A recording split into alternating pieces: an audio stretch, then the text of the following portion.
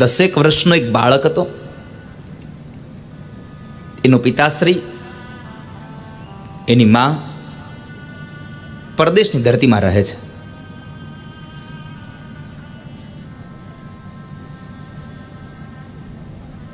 અને પિતાશ્રીને એ બાળકના બાપને એક મોંઘી કાર લેવાની બહુ ઈચ્છા થઈ. એનું સ્વપ્ન હતું કે મારી પાસે એક મોંઘી કાર હોય.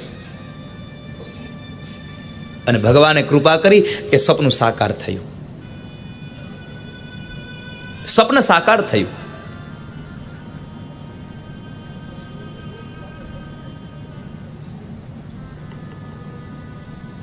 મોંઘી કાર લઈ આવ્યો. એની કારને એટલી સાચવે, વાત ન પૂછો.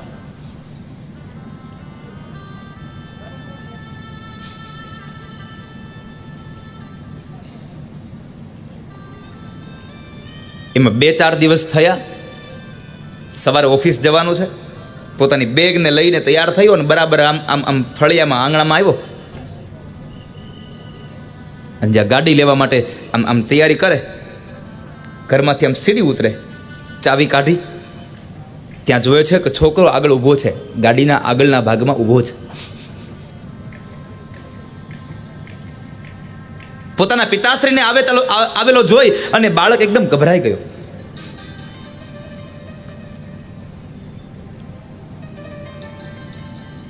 બાળક બહુ ગભરાઈ ગયો.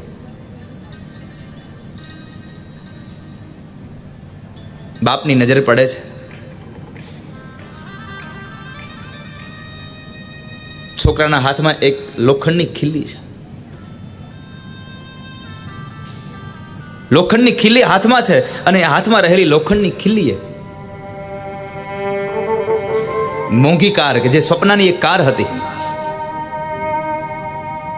એ કારના બોનેટ ઉપર 10 વર્ષના છોકરાએ આમ ગડબડી અક્ષરથી આમ સ્ક્રેચ કરી નાખ્યા. હવે જીવ કરતા જેને વધારે હાચવતો હતો એવી એક કારની ઉપર આ બાળકે એટલા આમ સ્ક્રેચ કર્યા અને આ બાળકના પિતાશ્રીનો મગજ એટલો આમ ફરી ગયો. ક્રોધથી આંખો લાલ થઈ ગઈ. બેગને નીચે મૂકી અને પેલા તો જઈને બાળકને પકડીને 2-5 થપાટો આટી ગયો. એટલો ક્રોધાયમાન થઈ ગયો. સવારમાં બાળક રડે છે.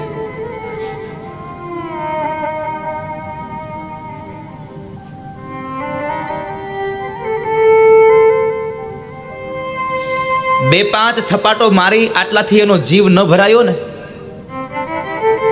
તો જે હાથથી પેલા બાળકે પેલી ખીલ્લી પકડી અને સ્ક્રેચ કર્યા હતા ને બોનેટ ઉપર, એ હાથને પકડી એક પથ્થર ઉપર રાખી અને બીજા પથ્થરથી એ હાથની આંગળીઓને છૂંદે છે. પથ્થર માર્યા છે. બાળક ખૂબ રડે છે. અને આ પાછો બોલતો જાય છે, આજ હાથથી તે મારી કારને સ્ક્રેચ કર્યા હતા ને. બાળકના હાથની આંગળીઓ ફાટી ગઈ. હાથમાંથી રક્તની ધારાઓ વહે છે.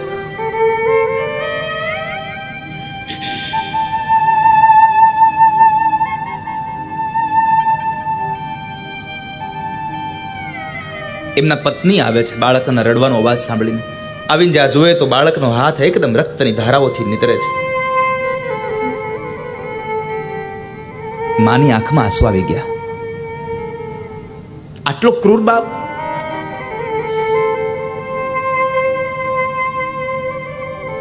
બાજુમાં રહેલા એક દવાખાને લઈ ગયા તો એ ડોક્ટરે એમ કહ્યું કે આને કોઈ મોટી હોસ્પિટલમાં લઈ જાઓ, મોટા દવાખાને લઈ જાઓ. બાળકનો બાપ હવે આમ જરાક ભાનમાં આવ્યો કે મારાથી કંઈક થઈ ગયું. મોટી હોસ્પિટલ લઈ જાય છે અને હોસ્પિટલ લઈ જઈને એને કહે છે, ડૉક્ટર સાહેબ ગમે તેટલો ખર્ચો થાય પણ મારા છોકરાની આંગળીઓ સાચી કરી દો, એને હાજી કરી દો.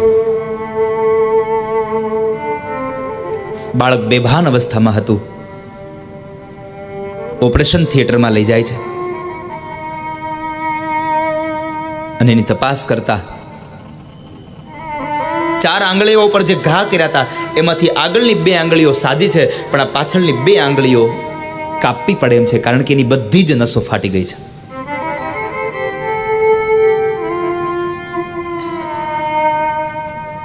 બધી જ નસો ફાટી ગઈ છે. આવીને કહ્યું, ભાઈ ગમે તેમ કરશું પણ 2 આંગળી તોડવી, એને કાપવી જ પડશે. અને અંતે નિર્ણય લેવાયો 2 આંગળી કાપવાનો. 2 આંગળી કપાઈ ગઈ. ઓપરેશન થયું. ઓપરેશન થિયેટરમાંથી એક બાજુના એક રૂમની અંદર એ બાળકને એક પલંગ માથે સુવાડવામાં આવ્યો છે. બાળકને ઘેન આપેલું હતું. ઘેનનું એ ધીમે ધીમે ઘેન ઓછું થતું ગયું. અને જ્યારે દીકરો જાગે છે, એની બાજુમાં ટૂલ્સ ઉપર એક ટેબલ ઉપર એનો બાપ બેઠો છે.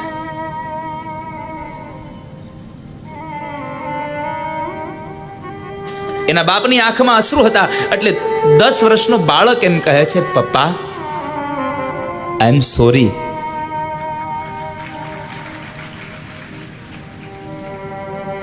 તમે રડો નહીં, પણ તમને યાદ છે તમે મને મારા શૂઝ લેવા માટે પૈસા આપ્યા હતા, મને મારું બેટ લેવા માટે તમે પૈસા આપ્યા હતા, મારા એક બુક્સ માટે તમે મને પૈસા આપ્યા હતા, યાદ છે તમને? હા લલ્લા, મને યાદ છે. પપ્પા એ બધા જ પૈસાને મેં છે ને મેં મારી પાસે રાખ્યા છે, મેં વાપર્યા નથી. એક વાત કહું, મારો એ ગલ્લો તોડીશું ને તો એમાંથી ઘણા પૈસા નીકળશે. પપ્પા મેં તમારી કારના બોનેટ ઉપર જે સ્ક્રેચ કર્યા ને એને આપણે નવો કલર કરાવી દઈશું. તમારી કાર વળી પાછી નવી થઈ જશે. તમારી કાર નવી થઈ જશે. આટલું બોલ્યો ત્યાં સુધી તો વાંધો નહોતો, પણ દીકરો પાછળના જે 2 શબ્દો બોલ્યો છે બાપ, જેટલા વ્યક્તિ ઊભા હતા આ બધાની આંખોમાં અશ્રુની ધારા વહી ગઈ. દીકરો એટલું બોલ્યો હતો, પપ્પા મારા પૈસાથી તમારા બોનેટને, તમારા કારના બોનેટને કલર થઈ જશે, પણ મને એ તો કહો મારી આંગળીઓ ક્યારે ઉગશે પાછી, એવા નવી આંગળીઓ ક્યારે આવશે? મારી આંગળીઓ ક્યારે આવશે?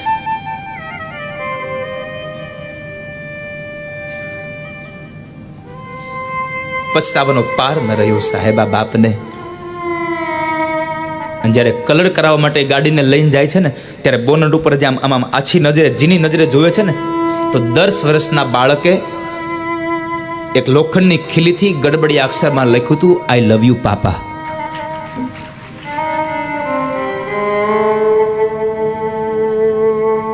મારો કહેવાનો મૂળ ભાવાર્થ છે બાપ, ઉતાવળમાં ભૂલ ન કરી બેસશો, ઉતાવળમાં નિર્ણય ન લઈ લેશો, અને એનું પરિણામ અંતે પછતાવો જ આવશે. નહીં તો કર્મનું ફળ હંમેશા, જો સારું કર્મ કરશો તો ખુશી આપશે, ખરાબ કર્મ કરશો તો તમને પછતાવો, દુઃખ જ આપશે. માટે આ બાપ, જિંદગીમાં પછતાવો કરવો પડે એવું કામ ન કરશો કોઈ દિવસ. એટલે ભગવાન કહે છે, કર્મણીય વાધિકા રસ્તે મા ફલેષુ કદાચન. તમારું કર્મ તમને સુખ આપે, તમારું કર્મ જ તમને દુઃખ આપે છે. જિંદગીમાં ઉતાવળ ન કરશો મારા વાલા.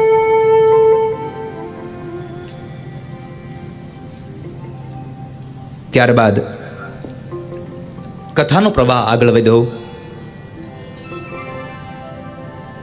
મૈત્રેય મહારાજ વિદુરને કથા કહે છે, સનત કુમારો નારદને કથા કરે છે, સુત પુરાણે શૌનકાદિક ઋષિમુનિઓને કથા કરે છે, અને ભગવાન શુકદેવ ગંગાના દક્ષિણ કિનારે ભાદરવા સુદ નોમના દિવસે ચાલુ થયેલી આ ભાગવત કથા, અને એ કથાના પ્રવાહમાં સુખદેવજી મહારાજ રાજા પરીક્ષિતને જ્ઞાન ગંગાનો ઉપદેશ આપે છે.